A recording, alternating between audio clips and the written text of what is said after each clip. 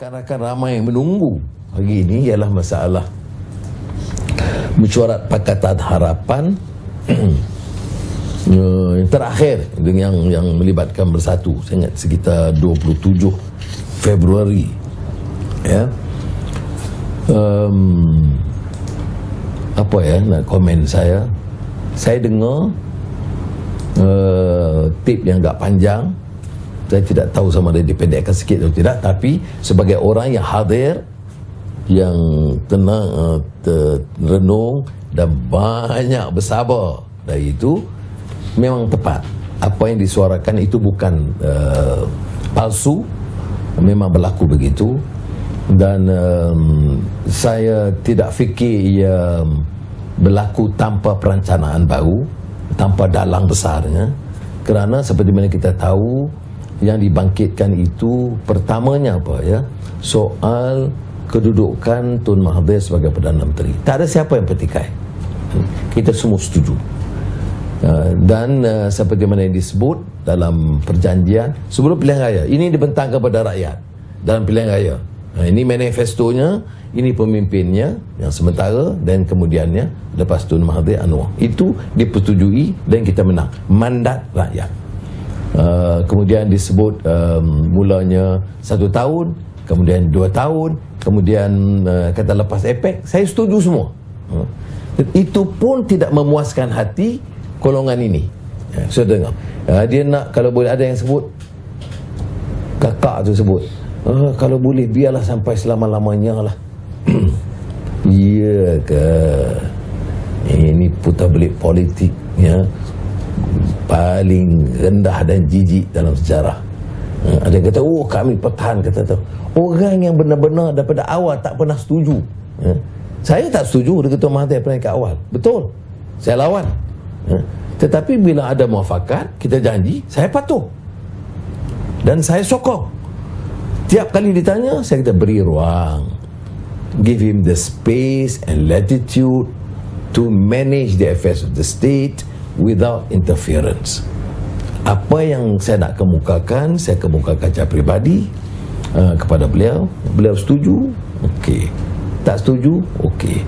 Dia tak pernah tanya saya, okey. Dia tak pernah undang saya dalam mana-mana mesyuarat, saya okey. Walaupun saya dikutuk, anuan dia lemah, tak macam dulu, tak ada ketegasan, tak layak jadi pemimpin, saya telan. Kerana saya buat perakuan, janji. Saya tak mau khianat janji. Baik. Bila datang mesyuarat itu, beberapa orang Bersatu dan yang pengkhianat daripada keadilan rupanya merancang, membuat gesaan yang keras, membantah apa-apa pandangan, bercakap soal transisi. Oh, itu janji lalu, itu tak kira, ini balik pada rakyat. Wow, demokratik. Ya, jadi tentulah beberapa teman kita dari Amanah, dari Keadilan, dari DAP menyuarakan, ya kita sokong Tun Mahathir, tetapi kita ada juga perjanjian. Ini dari 1 tahun ke 2 tahun, ke lepas APEC, ke lepas 3 tahun, kemudian sampai bila-bila. Jadi dah bertentangan dengan perjanjian, maksudnya mengkhianati perjanjian, bukan saja dalam kertas di antara Pakatan Harapan, tetapi kepada rakyat. Kepada rakyat. Setelah dengar panjang begitu begini, bertelagah sebagainya, saya pun tahu sandiwara politik masa itu. Saya pun lama juga dalam politik. Saya dapat baca ini orang nak cari alasan, terutama daripada Bersatu, untuk, dan juga pengkhianat, untuk kata kami tak setuju akan keluar. Saya dapat baca, maka saya pun konsisten dengan sikap saya sebelum ini. Tak usahlah berebut, berkelahi. Ya, kita ikhtiar, kita berunding, fatawakkal 'ala Allah. Ya. Jadi saya ambil keputusan di situ. Penutupnya saya, ya, setelah dengar semua dan baca, saya kata ginilah, ya, tak usah panjang-panjang gaduh-gaduh. Tapi sebelum itu saya sebut orang yang guna kuasa dia, dan saya jumpa Tun Mahathir bagi tahu janganlah bagi orang ganggu parti, gunakan kedudukan dan wang ringgit kerajaan untuk pecah belahkan parti. Jadi orang kata Parti Keadilan, dia bagaimana orang menteri-menteri kanan guna wang, guna kedudukan, lantik orang pecah belahkan dalam parti, dan ini dalam kerajaan Pakatan Harapan. Jadi saya guna tanggungjawab suarakan, tak buat apa-apa itu luar daripada keupayaan kita. Orang nak pecahkan parti keadilan, pecah sedikit, betul, 500-600 keluar, 1 juta ahli masih kekal. Tapi oleh kerana muslihat begitu, yang pecah parah-parahnya bersatu. Itu soal bersatu saya tidak mau komen lah. Ini soal audio semua. Ini soal bersatu, soal mereka akan cuba leraikan dengan sebaiknya. Itu soal mereka. Tetapi saya gunakan majlis dalam mesyuarat itu juga jelaskan, ya, ini pernah berlaku. Orang-orang yang guna kedudukan mereka dalam kerajaan pecah belahkan, kemudian kunoi menyerang orang-orang keadilan saja yang tuntut. Dia tu bukan seperti juga dari Amanah dan DAP yang tuntut ini kena janji, ya, ada perjanjian, ya. Sebab itu pada peringkat awal aku sudah tahu 5-6 bulan yang pertama Tun Mahathir jadi Perdana Menteri, yang jadi disebut setahun, kemudian Tun Mahathir kata 2 tahun, kemudian dia sebut lepas APEC, kemudian 3 tahun, dan sampai akhir. Ini yang menyebabkan keresahan daripada ahli-ahli Pakatan Harapan. Tetapi untuk elak daripada ketegangan perpecahan, saya memilih untuk mengatakan yang menimbulkan kemarahan ramai kawan-kawan saya, termasuk yang dalam majlis itu, ya? Kerana Amanah buat pernyataan tegas, DAP buat ketegas, Keadilan buat tegas, kemudian saya pilih untuk kata tak apalah, lepas APEC pun lepas APEC, tak mau tetapkan tarikh pun tak apalah, jalankan, ya? Tun Mahathir pun sambut, bukan nak beritahu tarikh, dia kata ikut saya nanti sampai sebelum pilihan raya 1 hari pun boleh. Saya diam, saya tak mau berbalah, dan ini dia ulang dalam sidang media berikutnya. Saya disegah oleh teman-teman termasuk daripada Pakatan, ya, kawan-kawan daripada DAP, Amanah, Keadilan, kita Anwar, kita dah putus lepas APEC tetap tarikh, pasal apa you pilih untuk lepaskan begitu je Kawan Mahathir? Saya kata kalau saya buat kenyataan tegas, dia akan menimbulkan pergaduhan dan menyebabkan perpecahan. Saya nak elak daripada alasan kepada golongan pengkhianat untuk gunakan ini sebagai alasan nak keluar. Tetapi namanya pengkhianat, kita buatlah cara yang baik macam mana pun nak selesai, dia khianat juga. Kerana rencana mereka bukan nak selamatkan Tuan Mahathir, ya. Rencana mereka itu balik untuk khianat kepada seluruh perjanjian Pakatan Harapan supaya mereka mendapat tempat, ya. Kalau mereka itu betul-betul nak pertahankan Tun Mahathir seperti mereka dakwa, yang saya memang tak percaya, kenal mereka ini dah puluh tahun, dan saya tidak pura-pura. Saya menyatakan kerjasama kita itu terbatas kepada agenda reform.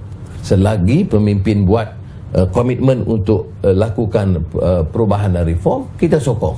Dan kedudukan Tun Mahathir, walaupun kita dulu berbantah banyak isu-isu pokok dan dasar dengan dia, tetapi bila dia bagi komitmen, kita bagi sokongan. Dan saya sepanjang 2 tahun, apa pun mereka buat tohamahan, saya tidak gagu, ya. Saya dalam mesyuarat pun saya ambil satu pendekatan sangat sederhana, kerana tidak mau goncang dan timbulkan pertikaian yang tidak akan menguntungkan negara dan rakyat. So saudara, yang kita harus ingat dan pengajaran pada ini apa dia? Audio tape ini benar, saya hadir, saya dengar, dan kita tahu apa yang berlaku, pengkhianatan, suatu sikap yang biadab yang berlaku, dan juga yang tidak menunjukkan yang hasrat mereka adalah agenda reform. Tidak, masing-masing cakap aku korban, aku dah berjuang 20 tahun,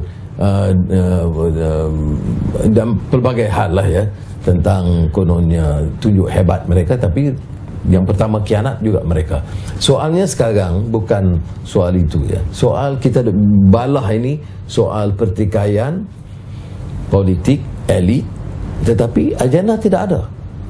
Lebih baik kita balik kembali. Kamu sedia patuh kepada agenda islah, kamu sedia bantah rasuah dengan keras-kerasnya, jangan perkayakan diri kamu, keluarga kamu, anak saudara kamu, kroni kamu, dan kamu pastikan bahawa rakyat diutamakan, ini baik harga barang ataupun masalah pengangguran, masalah ekonomi, pembangunan, ini yang kita harus sokong. Ya. Maknanya kita patuh kepada agenda. Badan kehakiman harus bebas, jangan boleh runding-runding, macam kita lunding.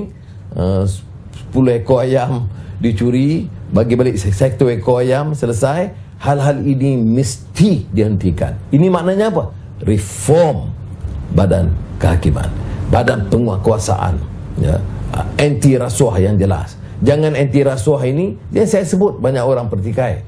Dia kata seolah-olah saya pertahankan Datuk Seri Najib dan 1MDB. Saya tidak, ya. Tapi saya kata rasuah ini bukan saja YMDB. YMDB ini satu gambaran bagaimana seluruh sistem dan negara kita tu porak-peranda. Badan kehakiman tak boleh diharap, badan penguasaan tidak boleh diharap, SPRM tidak boleh diharap, ya. Elit pun kecundang, profesor-profesor semua tak ngangguk, ya. Sekarang baru nak tunjuk gagah. Masa itu diam kelu, membisu semua. Sistem itu yang kita harus baiki. Media harus bebas, profesor harus bebas untuk menyampaikan pandangan. Ini yang kita katakan. Tetapi rasuah itu bukan saja satu MDB, ya. Ia juga terpalit dengan ramai, tak kira.